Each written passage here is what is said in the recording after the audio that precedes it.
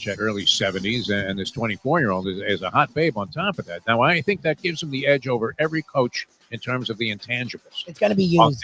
Looking up in the sky, waiting for divine intervention. This guy is thinking, as soon as this game's over, I'm getting laid by a 24-year-old hottie. Edge Belichick. And then you would have to say, whenever you did one of those things about who has the advantage, offense versus defense, you're going to see the coaching box. And what happens when Bill Belichick is going against Mario Cristobal at the University of Miami? I mean, who's going to have a giant – that would be like triple check marks, enough to eclipse every other advantage that the Miami Hurricanes might have in that spot. I always go back to our good friend Al Bernstein and the word intriguing. I think this is a very intriguing proposition to see Belichick at North Carolina. You bring him Cristobal because you're going to watch games and go, oh, sorry, Cristobal. See him up against, and I can't stand Belichick, but you would think X's and O's wise. He's definitely not going to have a problem kneeling. Yes. No, he wouldn't have been handing the ball off in that spot. And he wouldn't kick that field goal. Remember, he's the one that went for it on 4th and 5 from his 20 because he did the math. Like, if he has Cam Ward, he's not kicking a field goal there. No, nobody in their right mind is kicking a field goal there. It's insane. The time. Wake up with Defo, joined by Lubie. Welcome to the Defo Show. Let's see, Louis. We're at the 10-yard line. We have a 4th and 10. We have the Heisman Trophy candidate quarterback who's just had a sensational season, erased everybody, all of the greats, Jim Kelly, Vinny Testaverde, Bernie Kosar, Ken Dorsey, erased them all from the record book, right? Steve Walsh, there were others. Why would we go to try and tie the game there when we're in an excellent spot to possibly have a chance to do so when we could still be trailing by 4, give the ball back to the other team who we absolutely have no way of defending and allow them to just rattle off 3 first downs and win the fucking ball game and we never see the ball again. Edge Belichick. I mean, it's going to be Edge Belichick. It's going to be Edge everybody. Edge Dabo. Anyway, speaking of edges, wow, what happened to these teams that we tried to pretend were very good this year, Lubie? What the hell happened over the weekend? Good morning, everybody. Peel yourself off the mat Monday. This is going to be our only show of this type this week, although we're scattered throughout the calendar here with other shows that we're doing. Got a couple of more Bury Your Bookies. Going to be doing that today, tomorrow, and Friday. And what else? We got a couple of Mayo lunch boxes coming up today and then Thursday and Friday. Yes. And that's pretty much it. Other than that, we're just going to be screwing off the entire week, Lubie and me. And I think it's well deserved. We didn't really go on any vacations. Well, mostly because I couldn't afford to, but you didn't go on any vacations, no trips, no nothing. We've been laying low, and hopefully 2025 will be the springboard that we need for success. Much like we're hoping that every year would be the year that the Dolphins finally get it together. I don't agonize over this as much as a lot of people do. A lot of people, are just wrapped up in the whole anxiety. I experienced it from many different angles over the years that the Dolphins have been mired in mediocrity. Many of those seasons when talk radio was hot, Lubie. I mean, talking about in the 90s through what? When did it really die off? Like 2010 somewhere. No, we were working together in 2000. When I got into it, it had hit almost its peak in the sense that we had like 3 or 4 sports stations down here when obviously we didn't really need that. This isn't the market for it. I don't even know if we need one. I mean, do we need a sports station? Well, right now we don't really have one, but it had gotten so popular locally then nationally that sports talk was a huge deal. So I would say into the 2010s when we started in the first few years. It was interactive back then. Remember, we used to grab an occasion. A lot of calls. I used to give the number out probably 1,500 times for every call that we generated. It was just a habit, though. The number was kind of like a punctuation mark for me. You'd say something and it wasn't particularly interesting, and then you would make a comment refuting everything that I said and give the number out. Because we're like, well, what the fuck do I say now? So 866-871, whatever it was. 0940. 0940. I know it very well. You said it. Oh, I only did it twice where I started to give my cell phone number out instead. And I only had to dump myself a couple of times, Libby, which is amazing, especially now with a little bit more wide open use of and free range when it comes to language. And I think the occasional expletive, I was never a big fan. I didn't mind editing those words out. Yeah, it's fine. All those years on the radio. wasn't always easy, but and like I said, maybe what you might have hit the dump button once or twice. That Once, dump button didn't even work at our fucking station. Speaking of, one time I had to do it on you in the entire time. that's not bad. I mean, Oh, considering that's nothing. I think I had to do it once on myself and once on you. Our callers a few times, but you once. callers are inclined to do that because many callers would just sit back You and don't think wait about for the opportunity to sit there and go, "Hey, guess what I'm going to do, man? Well, listen to this. Tune on the radio. I'm going to tell DeForest to go fuck himself and take your fucking little sister Lubie with him too." Okay, Andy in Miramar, you're on the air. Exactly. Those are Like, great all days. right. All right. Well, we were kind of way off. I guess we defied our own credo, our own mantra here on the show, Libby. And were we getting cute with some of these picks we made in the college games? I mean, I respect the living daylights out of the professor's opinion. He thought that Tennessee had a legitimate shot to beat what was that game? Ohio State, Tennessee, and Ohio State. Yes. Well, I did. I know he thought the points at least were a lot. What a blowout! Wow, all of them were blowouts. I mean, thought the even my spreads were teaser went up in smoke. I thought the spreads were really high. I could see why they were, but I thought they all were really high, and I was wrong. They were really high for a reason. They were just mismatches across the fucking board. Every game, yeah. I mean, the ACC and all of the the Alabama and the Miami fans even raised a small gallop over the weekend on social media. Well, you see, they should have taken the best 12 teams. This business that a conference champion automatically qualifies is a bunch of shit. Shit. Mad about that. It's like, get the fuck out of here. I don't have a problem with that because it's going to happen. It's a cyclical nature of sports. There will be a time. I don't know if there'll ever be a time where ACC football is superior to SEC football. That seems far fetched.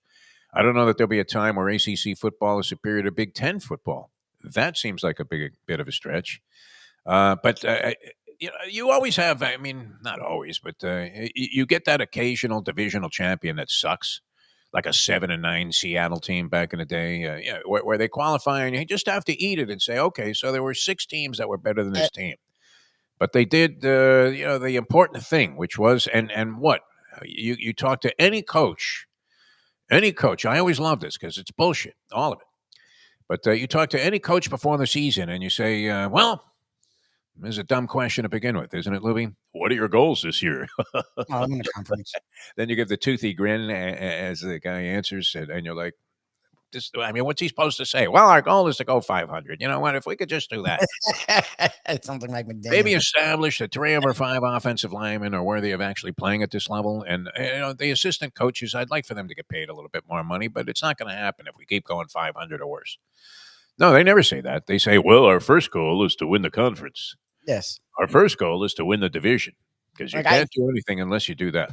I love that they always walk it back after things. To me, if you don't make it your conference championship game, let alone win your conference, then why are you going to jump teams that did? Unless you have a vastly better record and it was like somehow a 3-loss team got in, you have 1 loss. Fine. That's not what happened. And they were trying to do that bullshit about, we can't let all the conferences in. And then the SEC team played that beat Alabama and got fucking throttled by a Big Ten team. And they sort of went really quiet after that. It's funny, all the Feinbaums and the Lane Kiffins who talk shit all Friday, all Saturday, suddenly we're very quiet Saturday night into Sunday because, maybe it's just the first round of the playoffs. And this is sort of what we see in a lot of playoffs. Basketball's playoffs sucked last year. The NFL playoffs, a lot of the time, yes, once in a while you get an upset. But a lot of the times there's a reason one team's a goddamn 2 seed and one's a 7 seed. Like, yes. Thank you. We had a lousy season. Yes. When you look at the tournament, yes, that's why we love the upsets in the tournament so much. Because so often, most of the bracket is fucking a 30-point win. So the 1 or 2 upsets shine bright. Like, eventually you'll get upsets in this thing. It was year 1. And I just like that an SEC team got their ass handed to them. An SEC team that was as good as anyone. Going into the last weekend, Tennessee might have been the best SEC team going into the last 2 weeks. They got mauled. Wow. They got fucking rocked, and it was nice to see. An Ohio State team, by the way, that just lost to an average Michigan team 2 weeks prior or the week prior. I don't even think average is overwhelmingly flattering, I think, for Michigan this year. With apologies to Ed Garcia, who's going to join us later on in the program in a little juxtaposition of shows, as we will feature the great Tony Segreto later on in the program. And he's going to do his usual Wednesday old school thing today because Lubie and I are flying a coop. Yeah, we're enjoying our Christmas. I mean, will we lose this massive audience that we have assembled here by not being on the air? I mean, that's always fear, right? You want to show up every day. most shows take 2 straight weeks off. Yeah.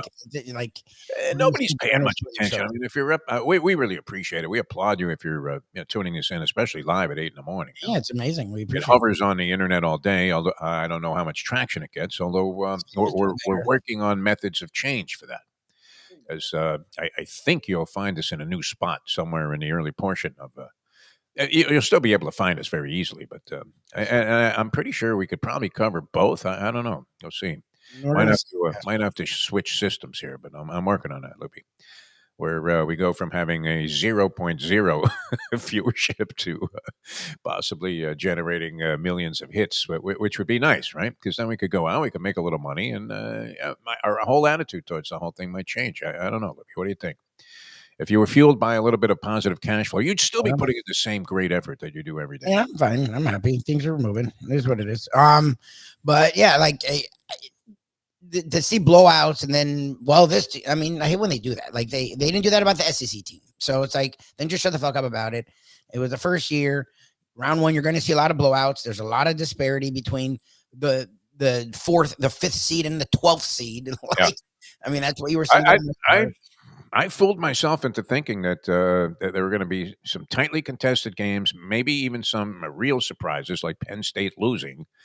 And I was just like the rest of you guys. I'm looking at these things and going, holy shit, it's blowout city across the board, which that surprised me. You thought there would be at least one game? I mean, Indiana was accorded a chance by a lot of people, and all of a sudden, as they got midway through the second quarter, everybody's saying, what the fuck are they doing in there?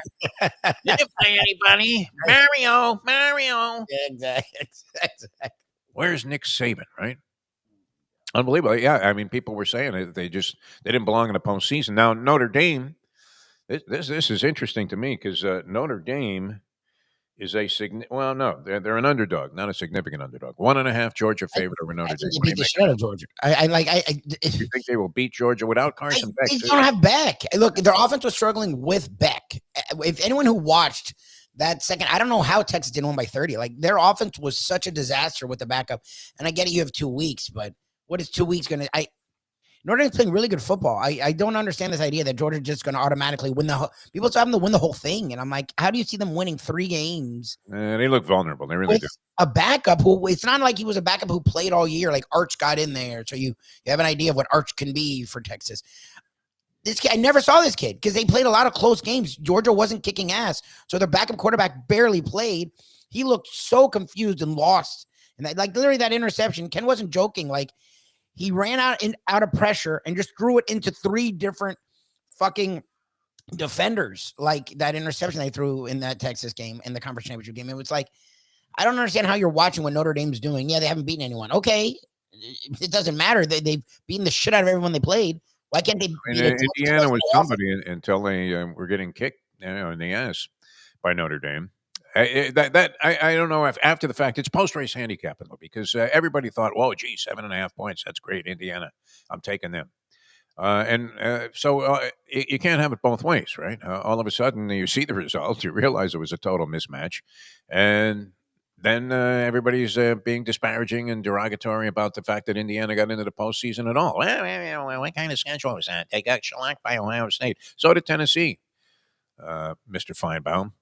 I don't find it even worth addressing anymore. It's kind of like watching Fox News for me, where I don't even find Feinbaum remotely interesting. No. Well, you know me. I've tuned out. When you're just so sick biased one way or the other. I mean, after a while, except for the entertainment factor, like I don't mind reading some of the news articles in the New York Post, as right wing as they are, because it's kind of a hilarious comedy to me. Mm. And then, of course, they have the good sports section, but. As I've been complaining, I mean, Festivus, if I was going to complain about anything, just please bring me my New York Post at 9 o'clock in the morning, you prick. Today? Oh, my God. All right. The Dolphin game, you want to get into that? And then we'll get into Tony and Will Garcia? Okay. Yeah. All right. So I've been trying to figure this out, and I finally looked it up. Okay. What has to happen for the Dolphins to make the postseason? Broncos lose twice. They win twice. They're in. They have the tiebreaker over the Broncos, I guess. They have the tiebreaker over all teams that would potentially be 9-8, except for the Indianapolis Colts. The Colts probably won't get there. That's the Colts have an actual decent schedule. Like I don't know. No, the Colts are playing the Giants and the Jaguars. Their Oh, last two Jesus. So games. they have a shitty schedule. That's So all. they have. I mean, here are the things that need to happen. And That's actually, smart. it was more simplistic than I thought it was going to They be. don't get in because of the Colts. That would be really Right. fucking annoying because they should have won that game All going right, so away. it's a fair assumption. I don't know that it'll happen this way. I mean, maybe the Jets offer a little bit of a challenge. It doesn't appear that the Browns have much fire left in the tank there. They're down So to third, dude. the Browns, they play the Browns. They're 3-11 next week on the road, and then they go on the road to MetLife and play the New York Jets. It's is it still a rivalry game? Jets another sorry ass effort this weekend as they lost to the Rams. What 19-9? Had a lead early, and then they came back to the game, and it's like They were 19-9. up 9-6 when I was watching. Okay, never mind. And I believe they had a chance to add more points on, make it either 12-6 or 16-6. And I did they miss a field goal? Is that what happened? Maybe I don't know. I didn't follow that game And at all. that was it. I stopped watching the game. Yeah, I didn't follow that game at all. And not that I really cared that much. I mean, my rooting interest in the Jets has dissipated to the point where if they win, I'm more surprised than anything. But I'm not surprised that they're mired in the spot that they are, which is as feeble as you could possibly get as an organization. Well, I just like whenever they show any glimpse of hope, the people go, "See, Roger still has it." So I actually, as a Dolphin fan, hoping for them to not make any changes because they do have some talent there. I'm like, yeah, keep showing that, Rodgers. Yeah. Keep showing flashes, please. Do this another year. The likelihood, the lean seems to be that this is what's going to transpire, that he's going to come back next year and be the New York Jets quarterback. What other options do they have? Not many, right? I mean, they could draft a guy, I guess, but That sucks. None of these guys in the draft are vague uncertainty, right? start day one. They're not Jaden Daniels or even Bo Nix. Like a lot of this draft is a lot of what if is this draft for quarterbacks. Yeah. Well, obviously, you can never tell. Although Brock Purdy is looking far more like he falls somewhere in the middle of that draft. Maybe not Mr. Irrelevant, but somewhere in round 4 or 5, doesn't he? No, he's game manager. Look, even when I was touting him, it was because they had the perfect team and you didn't want a quarterback to mess it up. Even then, I never thought he'd be the guy. Like, I always thought it was weird that when they started making him top 10 quarterback, but he fit because they had every fucking position known to man and they were so talented. You didn't want a quarterback pulling a Jameis or Jimmy. Like, you didn't want a quarterback getting in the way and trying to do too much for no reason. Like, Brock Purdy was perfect. The problem is no Trent Williams. The run game is no McCaffrey. The run game has come to next to nothing. You're going to need your quarterback to make plays. That's not Brock Purdy. Brock Purdy is not a guy that's going to make plays. Like that was a boneheaded interception. Interception at the end was ridiculous. There was no need for it. Yeah. It was weird. They were in the game. Middle of the field. Didn't seem like there was a 49er receiver anywhere in the area code. I mean, if that was the 305, he was in the 954. No, he had pressure up the middle, and instead of just junking it, he flung it. It was like, okay. Flung it, I mean, and right down the middle of the field, where even the most lame and softest of defended zones is going to result in some kind of a negativity. And sure enough, it did. Right into the hands of a Dolphin defender. And the Dolphins tack on another touchdown to make the margin look more impressive than it probably was. And San Francisco sustains yet another loss, which is amazing. I don't mind. I love seeing Kyle Shanahan just immersed in pain on the sidelines. Yep. With the face agonizing, stunned disbelief that his team could possibly be this bad. How could they not be able to execute these brilliant plays? McDaniel, on the other hand, and this is great, Lou, because what did I do? I went out early yesterday to the Walk of Life. It was just so beautiful outside. I mean, it's one of those things, you didn't really do this because you grew up here. But for those of us that were from the Northeast or other parts of the country, including parts unknown, that used to frequent, I came here to Florida for virtually every one of my breaks from college. Oh, that's funny. Okay. Beginning my freshman year. I had come down here on a high school trip with a bunch of guys. My senior year in high school, we stayed at the Surf Comer Hotel, which is now probably some elegant, elevated foo-foo place on South Beach. It was a piece of shit dump there where you could cram 8 high school kids into one room and pay $19.95. You could either have your car painted by Earl Scheib or get a room at the Surf Comer in the prime of season, right here in the dead of winter. And didn't you love? I mean, see, you didn't experience this, but those were the kind of days. I mean, it brought back memories of coming down here on spring break and winter break there, whatever, between semesters in college. And you would walk outside and think, wow, I just died and went to heaven. That was yesterday. That was great. So I get back a little bit early from this, Lubie, and I'm going to go to the beach, head over to the beach there for a while. I wasn't even inclined. Actually, I thought the Dolphins kicked off at 1:00. I did And too. I was thinking, I don't mind skipping this for Yes. the glorious weather. Yes, we had family over yesterday doing some stuff, and I'm like, well, I don't give a shit about the game. And then I'm like, oh, it starts at 4. I'm like, I feel like still a part of me feels compelled to care.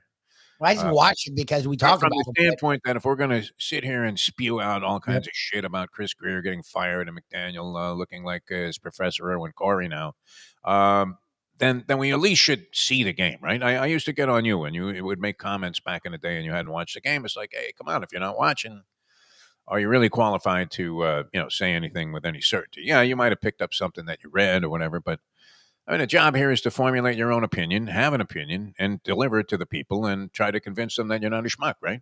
Yes. Is that the job? Pretty much it is. On the nose. This job is basically about trying to convince people that you're not a completely ignorant schmuck. But those are the guys that prosper, Lubie. Yeah. As we know.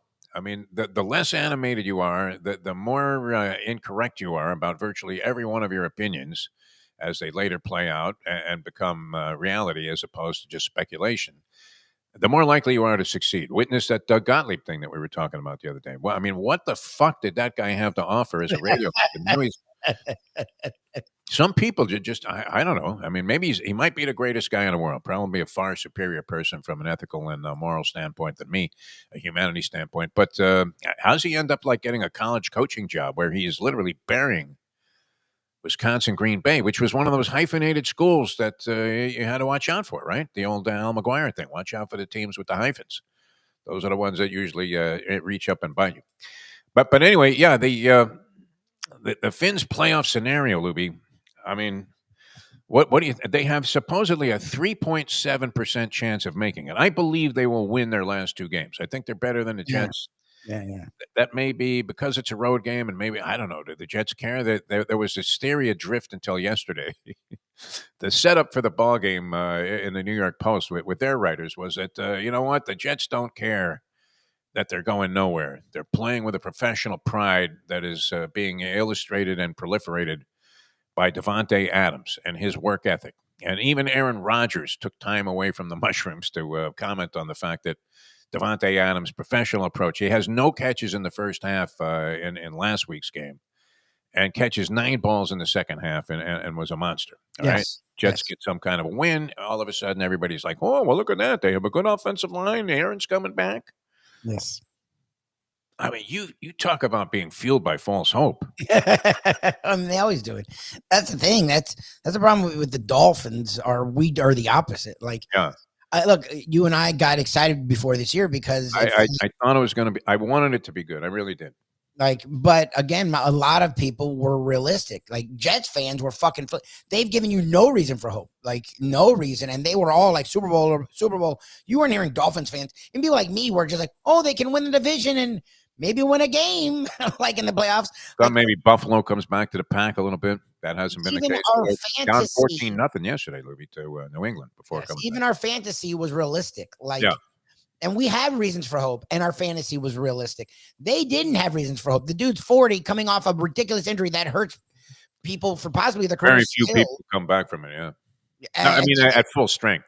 And they're talking Super Bowl. It's like their fan base is amazing. Like the fact that they can be that hopeful when there's no light in the darkness I give them credit. I can't be. It's like our friend Luke who finds the hope in the. I'm like, are you sure you're from South Florida? Because I don't know South Florida. Oh no, but there are always fans like that. I mean, look, and I want to get into this with Tony because he's got a lot of experience with this sort of thing. Because I was going to say that when I got back early from my walk, I ended up watching the Mike McDaniel show. Oh, Jesus. Okay, just to see what it was all about. We welcome into the program here Tony Segreto, the great Tony Segreto. We're going old school. Tony, looking good, kid. You look great. Are you the happiest fucking guy on the planet? Is that just what it is? You are great, Tony. What an inspiration. You really are. Can you come to my house every morning? You don't need me there, right?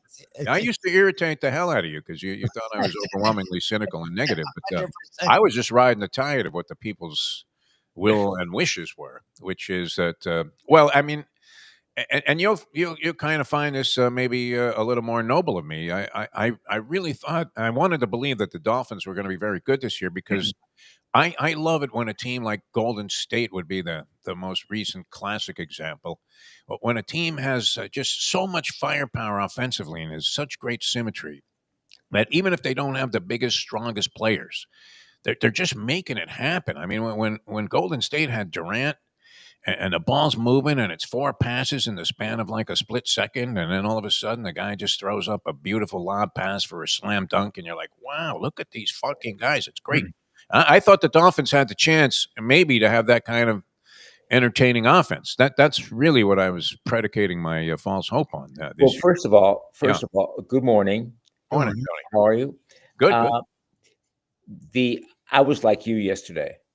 You know, my son came in yesterday. My daughter's coming in this morning. We were, sitting around the table, kibitzing, and having a good time. And I thought, oh my God, the Dolphin game's on.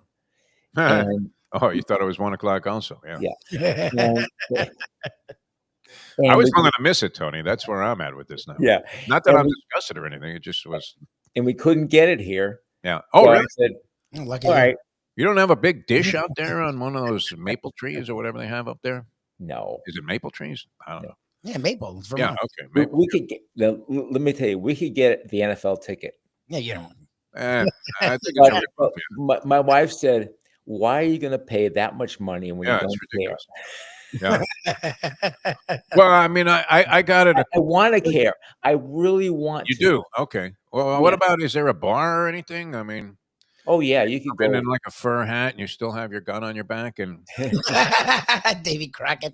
put aside like shooting. You in the Wild West. No, but I mean, is there a place where people go to Oh, watch yeah. football? Oh, there's lots of bars. there are. And You would Yeah, have to have Davy bars. Crockett. but you can get the NFL ticket. You can get it. You can access. Nowadays you can access anything, anywhere, anytime. The red zone thing is good if you have that. Yeah, and we had the red zone on. But again, it was. My son and daughter still have a love for the Dolphins. Oh, geez, Tony, is there a cure? I do too. Is there a cure? I do too. But Do a show with us every week. But you were hanging out with Zonta when you were a kid. You're entitled to that, Tony. What do you mean? He's waned. What do you mean? He was the one. Is it hereditary? Yes. I don't know. We were being too positive at the beginning of the year. He's like, they'll win like 9. We're like, Tony, what the fuck's wrong with you? Parents often, and this should be one of your topics on one of your podcasts, Tony, they often force their own fandom on their children. Oh, They yeah. attempt to, and then it only results in further alienation, hate, and isolation. Let's talk about college football for a minute. Exactly. But wait a minute, no, you never finished this on the Dolphins because Okay.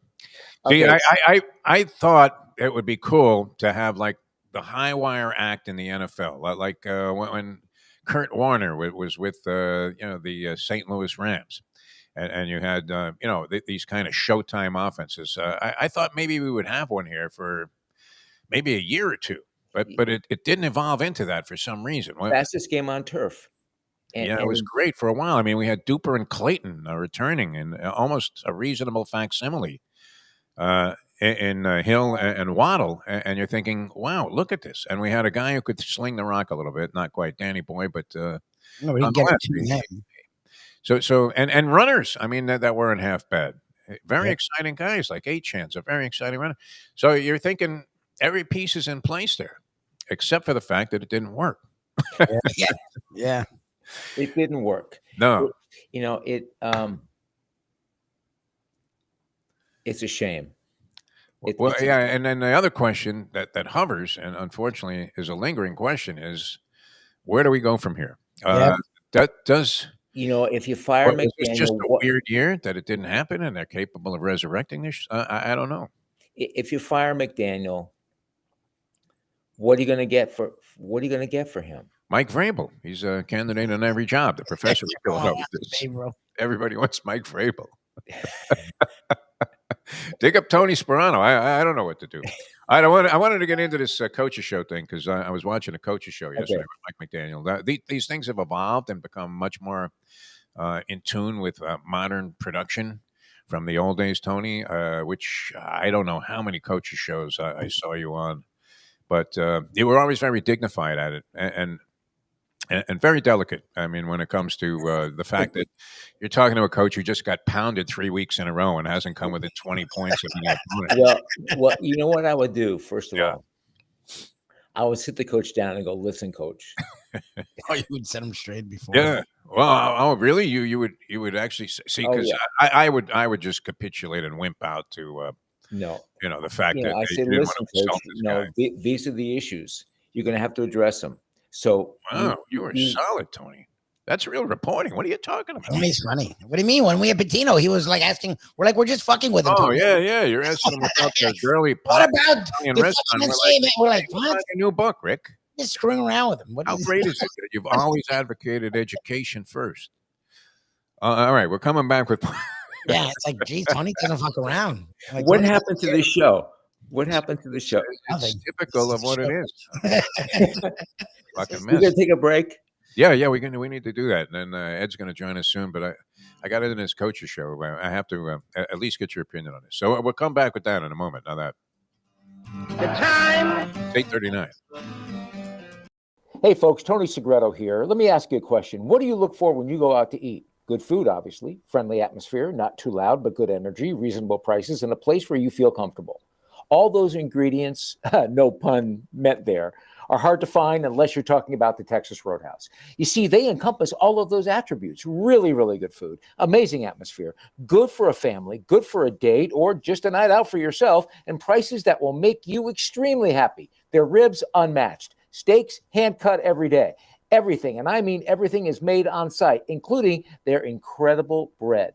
It's the one day, folks, that you can forget about low-carb diets. Trust me when I tell you, Texas Roadhouse, your restaurant, your destination when you say, where should we go and eat tonight? From the newly renovated sports bar to the beautiful bayside views captured at the Tiki Bar, Jimmy Johnson's Big Chill has it all. Located at mile marker 104, the Big Chill also offers waterfront dining while experiencing breathtaking sunset views of the Florida Keys. It's simply the hottest spot in the Keys to cool off. That's Jimmy Johnson's Big Chill at mile marker 104 in Key Largo. For more information, call today at 305 4.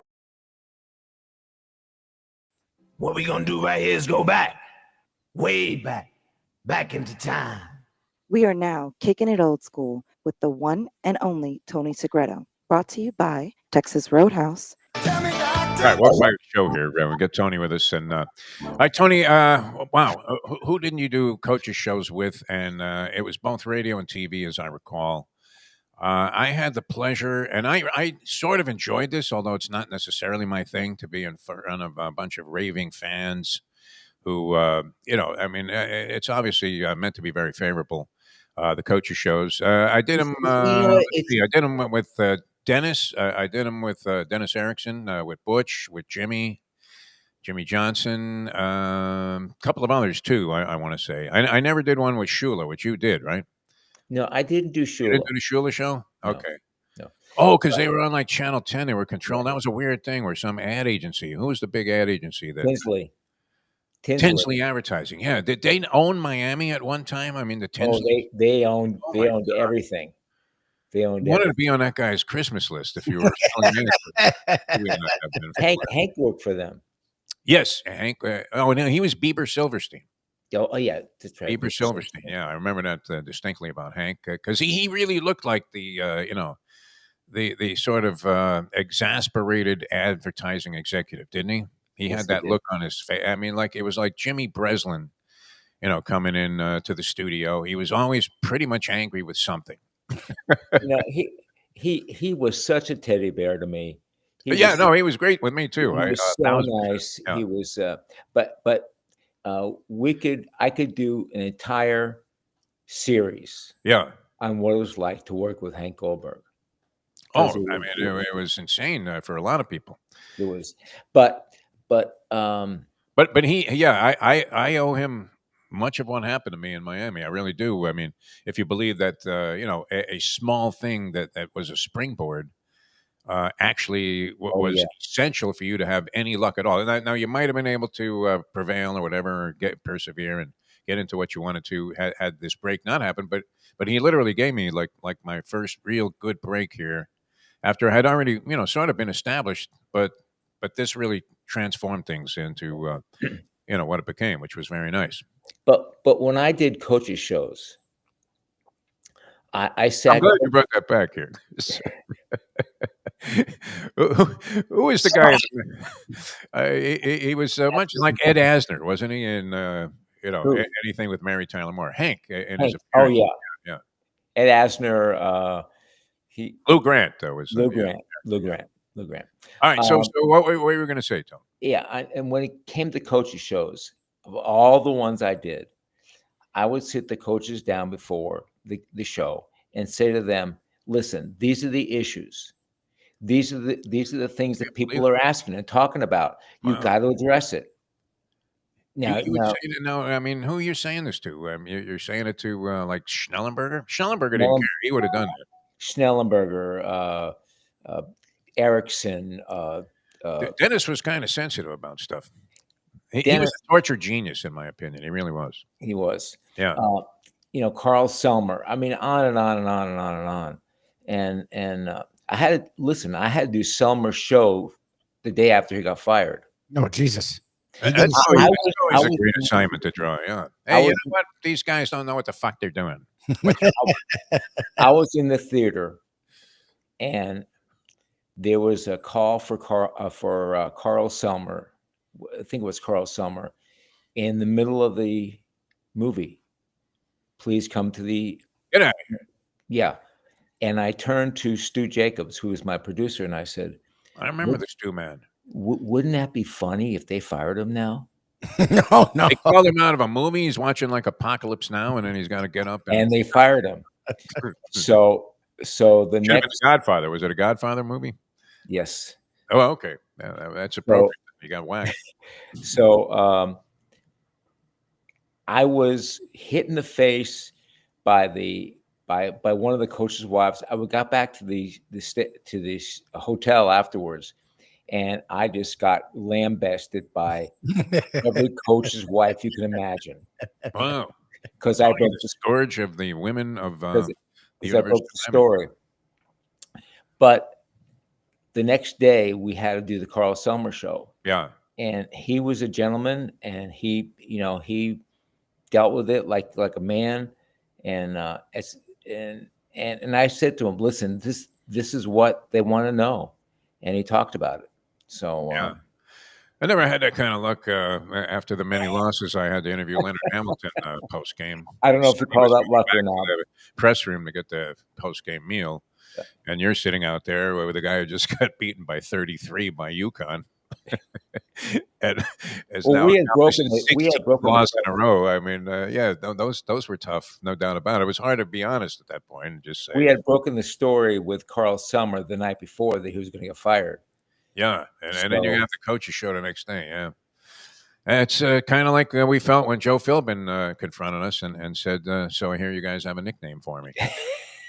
And we're like, "Uh-oh, this is probably not leading down a very pleasant path." All right, let's bring in Ed Garcia. Ed Garcia. Wow, look at that. Blue skies. Where are you, Ed? In an Allman Brothers song, I think he is. I am traveling to Vieira, Florida.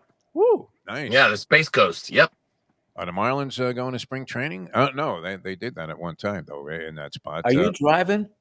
I was. I pulled over just for you. So that way you didn't have this like crazy moving background. If I did have a moving background, it would probably be half Michigan, half Lions, and some other excitement. So all right, we started the program with this and before Tony came on, but it was interesting to me because I mean, I have a couple of handicapping shows, the guys that I consider to have very strong and solid opinions. I've seen them be consistent winners over the years. And a lot of them thought, I mean, did we get cute with this college football playoff? I thought that'd be like an upset or two. I mean, at least one of the dogs would somehow find a way to prevail. It was a bludgeoning all the way across the board. I agree. I think, the big takeaway is that, realizing how strong some of the conferences are. Big Ten looked really solid, which I think leads up to something else. Ohio State really did a number on Tennessee. Tennessee, yes, Yep, they did a big number on Tennessee. But here's what's crazy is that I don't know if you saw, but now the line with Ohio State and Oregon is they got Ohio State beating Oregon, and I don't know. I think that they might be smoking some of that funny stuff. Oh, wow. I don't believe that. I don't know what happened. I mean, hey, at the end of the day, Oregon beat Michigan. Michigan beat Ohio State. I mean, the Big Ten's a strong piece.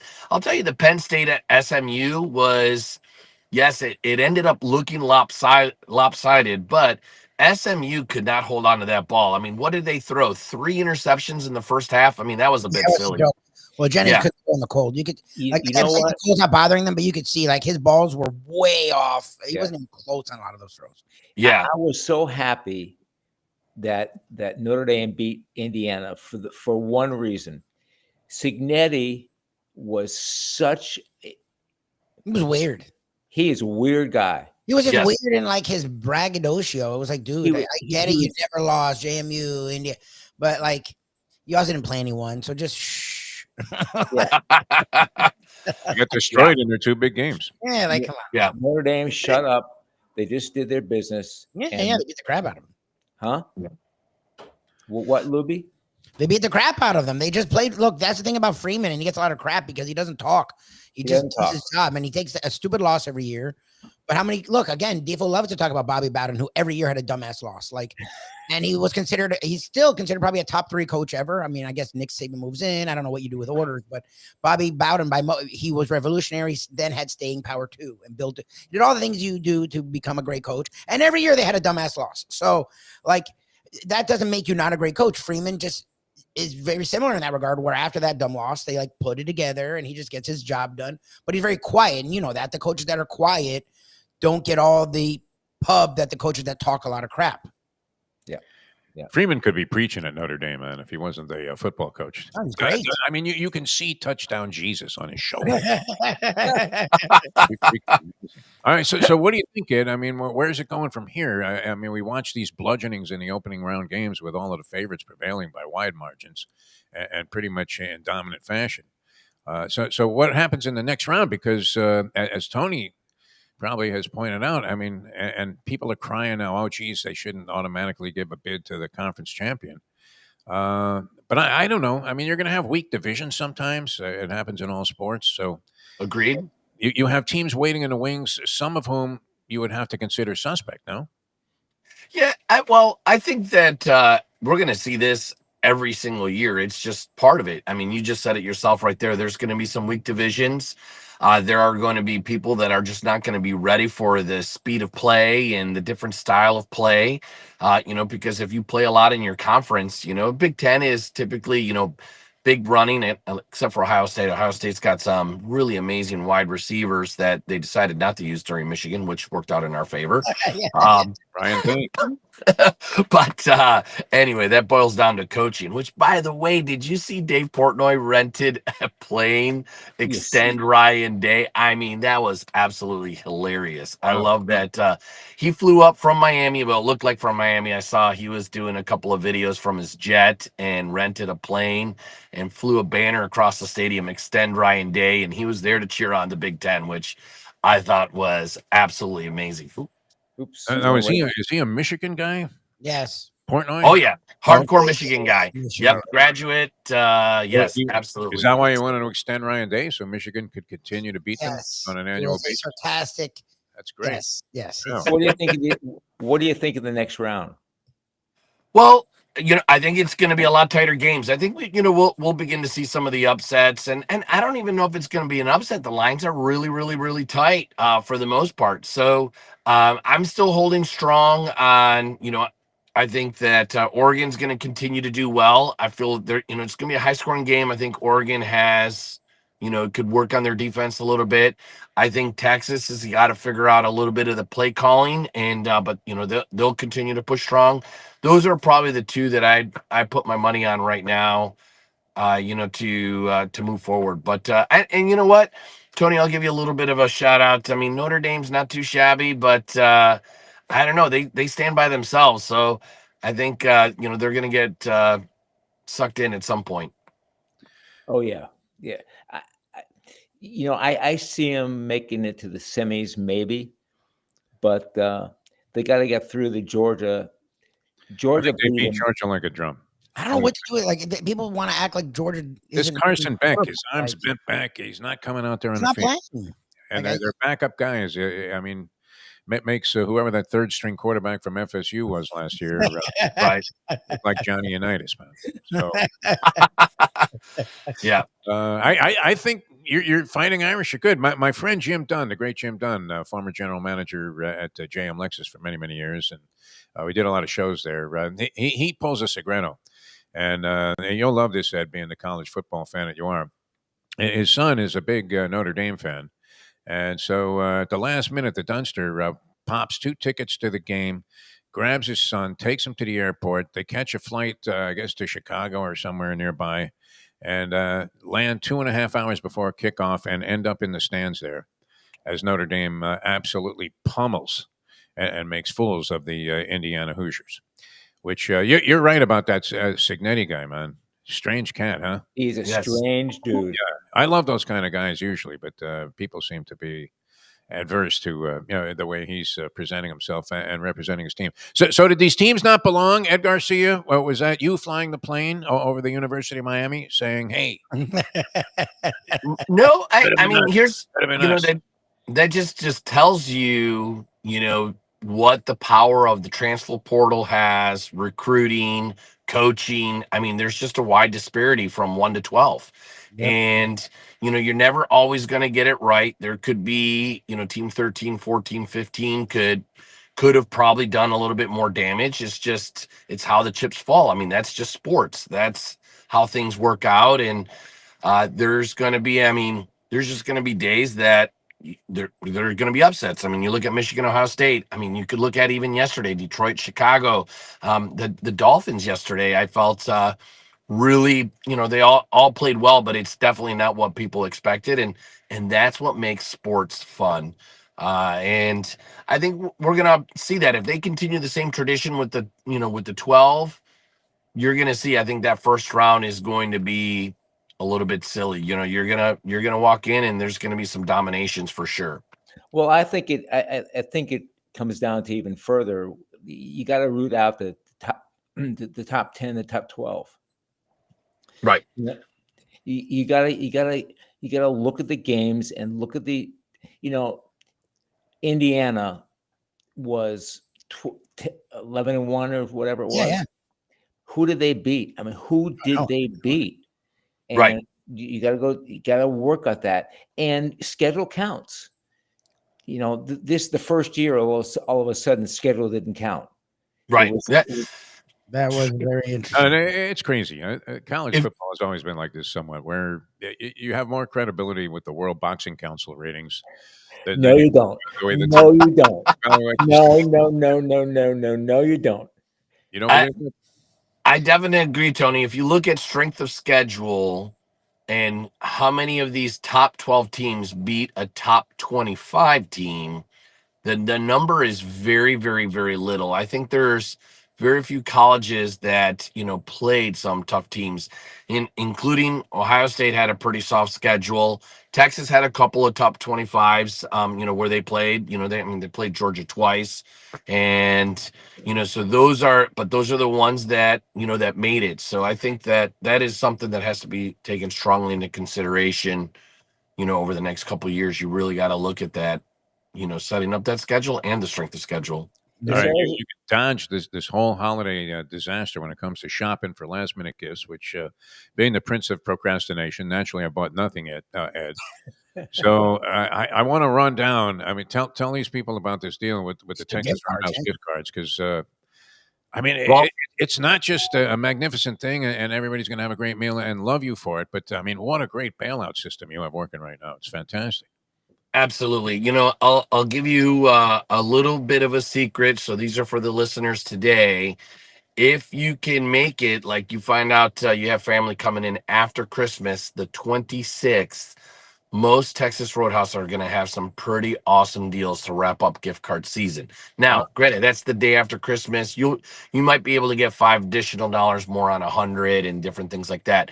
You can go to Publix, you can go to all your local Sam's Club, this, that, and you're going to see Texas Roadhouse gift cards. But I'm telling you right now, you want to visit your local Texas Roadhouse because they have a ton of different offers from 5, 10, 15 off 50. It just, again, it really depends on the day, the time. But here's the great thing. When you walk into that Texas Roadhouse, you can pick up a dozen bread to take home. You can get a carryout order or you can get in and out super quick. We have a team dedicated, especially today, because today's going to be bananas. Tomorrow's going to be a slower day in the restaurant because everyone is prepping. Unless you're Latino like myself, we celebrate Christmas the night before. So Yeah. It's a softer day tomorrow for inside the four walls, but it's a great day to pick up gift cards. So we have teams dedicated to take care of you. And then if for some reason, like I'm not expecting anything from Lubie like every year for Christmas, but if I were to get something and then I can run the day after Christmas and pick it up for him, I can hook him up with a really good gift card. There's some good specials that day. And you know what? Even buy something for yourself. It's like, hey, go in, get yourself that additional discount.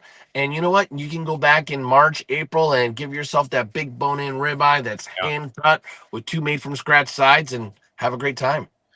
It's an awesome idea. And as I said, I mean, for a last second, you're coming up big. I mean, it's probably you give a Texas Roadhouse gift card to any woman, and she would prefer that to diamonds, I believe. Absolutely will be thrilled. Yes. Hey, we put diamonds on our steaks. That requires talent. So when you look at those steaks, instead of try it. Yeah, wasting money on some stupid looking rock, you got something practical at the lowest possible price. Texas Roadhouse, great food, unbelievable. Ed, best of luck and over the weekend and with the holiday and everything. Merry Christmas! Thank you for everything, and we will, I guess, we'll talk to you before next year. So that's great. Talk to you next week. Yeah. Merry Christmas, Ed. Merry Christmas. Take care, everybody. Texas Roadhouse, man. It's like freaking Santa Claus, this guy, man, with the gift cards. No, it's a great idea too. I mean, my son and their family, the grandkids, they love Texas Roadhouse. They really do. Yeah. Which is unusual, right? Because usually you got 2 screaming ingrates that are with you, the kids, and you're trying to have a pleasant time. And, yes. You're thinking the kids love it. The experience, but they love it there. They absolutely kids love it because they can line dance. They can eat peanuts and throw the shells on the floor, and and the parents can eat. You very neatly, though, accumulate the shells. I noticed that about you, Tony. You're very considerate, but you weren't the one that was firing them against the wall. That was Lubie and me. All right. Tony, we love you, man. We'll talk to you again next week. Merry Christmas. Merry Christmas. Okay. Tony Segreto, ladies and gentlemen, with us here on the show. All right. That was fun, Lubie. I never got to my thing, though. I'm watching Coach's Corner there with Mike McDaniel. I don't know what the fuck this guy is talking about. I really don't. He doesn't answer. It's like smarter Norvell. Weirder. Yeah, I mean, it was kind of interesting in the beginning, wasn't it? Like he gives the answers, but he doesn't say anything. It's now bewildering, and his pace and everything, his sort of cadence, I guess, is designed to throw people off and make it seem like what he's saying is more intelligent. I believe him to be a very intelligent guy. Is he not like one of these Mensa guys like Tom Herman? Right, it's Yale. He's a smart guy. I just don't think. Look, I feel bad because of all the things Perk said. He's a good dude. Da da da da da. He actually seems like a great American. As a man, I think that's wonderful. Yeah. I just don't think he's there. I think he's not ready. I just don't. I think he was handed a team that was better than what he is ready to coach. I think he's ready to start low and work on being a coach. And he was handed a team that was supposed to be a contender. And I just think he's underwhelmed. And I think both of them. I think Greer will probably be gone. I think McDaniel will be back. Literally, Ross was cheering like they won the fucking Super Bowl. They gave him the goddamn game ball yesterday. So I don't be a team that has won a Super Bowl. Yeah, there you go. Like 6 years ago. They had a horrible team. With a There's lot not of much way to make it good. That was the whole thing in those coaches shows. It's like it was like the interviews with Tiger Woods. Where he would shoot an 86, and they go, "Hey, what positives you take away from the round?" Right? I mean, it was crazy shit. But yeah, man, this was great. It may as well have been Kiner's Corner. They called it Coach's Corner. And now they do a bunch of sort of like more modern age editing, graphics. so you don't really have like a narrator, some stiff. Not that he was a stiff, but like Chuck Dowdle sitting there going, "Well, coach, No, that it's second down play. Let's go back through it here. I mean, the key blocks." And so he was breaking down some play. And then the general theme of the show, and man, maybe this guy has distinguished himself as not being originally perceived to be somewhat of a lame pick. Chop Robinson. no. Look, he's shutting. Ken and I haven't talked about it, They made him sound like he was Dick Bucket. but every week he's making plays at the point where he's not a bust. I think Tony Romo talking about that he's great and they hit a home run. We'll slow down about the home runs because dude, the pressures are nice, but sacks are what people give a shit about. Yes. So he doesn't have a lot of them. So let's calm But down it about a appears home to be run. coming on. I mean, He's not a they bust. illustrated that. They may have overblown it. It's not like he's Zach Thomas all of a sudden, but they did illustrate that the guy seemed to be coming on and performing well. So I remember early in the season, everybody was like, "Who the fuck is this guy?" Right? They could have drafted a million guys and they get some chump. Yeah, he didn't do anything. But as the season, the last month and a half, 2 months, he's been really good. So they at least hit a good on a pick there. I don't know what to do with him. I don't trust McDaniel. I've gotten to the point where I just don't trust him to be enough. I believe 1,000% in my heart of hearts he is a certainty to come back. No, he's coming back. And he probably finished the season on this big high note. Yeah, he's coming back. Management will convince themselves that it was only because Tua was hurt with the concussion and missed 4 games, and the Dolphins were 2-6 at one point. Look at the rebound. Yeah, look, but again, that's McDaniel. That's what Perk and I've talked. That's why if you're going to get rid of Greer, you should get rid of McDaniel too, because McDaniel's the one that supposedly was picking the goddamn players, and he's the one that was fine with fucking Skylar Thompson. He's the one that was fine with this offensive line. Why do I always see Andrew Van Ginkel making a? Yeah, he's making plays. Look. Look, but it's funny. Wilkins was the one people were really pissed about. Wilkins did nothing this year. Sealer had a vastly better year than Wilkins. So I'm okay with them not paying Wilkins. It's funny that Van Ginkel's the one no one cared about, who was actually very affordable and wanted to be here and would have been the exact thing they needed, a guy in the middle to make plays. And that's what they were missing. Always in the middle of stuff. That's what you look for, right? We did want to mention the passing of one of baseball's all-time greats and great characters, Ricky Henderson. Yeah, what the hell? Yeah, checked down at a relatively He's in modest his 60s. age. Yeah. I mean, I saw him on something last week, and he looked fine. I get it. From what we knew, he lived hard in the 80s and the 90s. I don't know. I He mean, never slowed down, but you would assume that he was somewhere this side of Doc Ellis. no, he lived hard. His approach. He was great though. The leadoff home runs, classic. Yeah, he was Stolen great. bases, of course, the all-time leader by a wide margin. Over my man Lou Brock, who had the record of 938, something like that, for many, many years, and Ricky just blew past it. I think 1,400 stolen bases, something like that. Pretty amazing player. So Ricky Henderson, I mean, he rest in peace. Yeah, All right, we're going to be gone with this show until next Monday. We'll do it again Monday. next Monday. We'll be on other spots here on South Florida Live. So look for us and the usual places. And Lubie, you have a great little respite there, and Merry Christmas, Happy we'll Hanukkah. be running into you on other programs. So See you. we'll see you when we see you. And everybody, thanks for tuning in. We'll see you next time as we leave you know that. The time. 9:06. Let's go to eat a damn snack. Look what they done to my soul.